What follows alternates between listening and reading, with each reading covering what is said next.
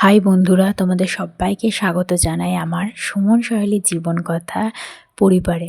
তোমাদের ভালোবাসায় আমার ছোট্ট পরিবারটা একটু একটু করে বড় হচ্ছে, একটু একটু করে সদস্যও বাড়ছে, আর আমার ভিডিও আরও কিছু মানুষের কাছে পৌঁছে যাচ্ছে। আজকে এসেছি আমি দিওয়ালির দিনের ভিডিও নিয়ে। আজকে পরেছিলাম একটা সুন্দর ওয়ান পিস।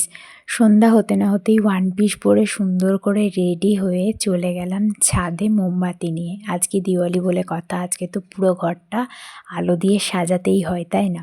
তাই পুরো ছাদটাকে সুন্দরভাবে আমি আর আমার বরমশাই মিলে মোমবাতি দিয়ে সাজিয়ে নিলাম। তারপর কিছুগুলো বাজি আরও বাকি ছিল, সেগুলো ফাটিয়ে নিলাম দুজন মিলে।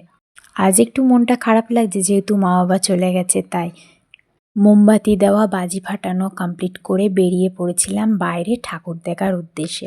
প্রথমেই চলে গেছিলাম একটু পেট পুজো করতে, চিকেন চাউমিন খেয়ে রওনা দিয়েছিলাম ঠাকুর দর্শনের উদ্দেশ্যে। প্রথমেই চলে গেছিলাম বর্ধমানে বীরহাটার বড়মার মন্দিরে।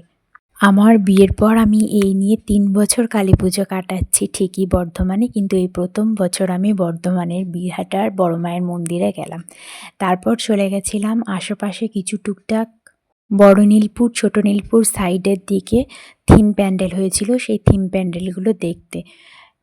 বেশিরভাগ যেহেতু ভূতের প্যান্ডেল হয়েছিল, আর কালী পুজো মানেই ভূতের প্যান্ডেল, আর আমি তো একদমই ভূতের প্যান্ডেল দেখতে যাই না, তার জন্য যেগুলো ভূতের প্যান্ডেল ছিল না সেগুলোই শুধুমাত্র আজকে গেছিলাম।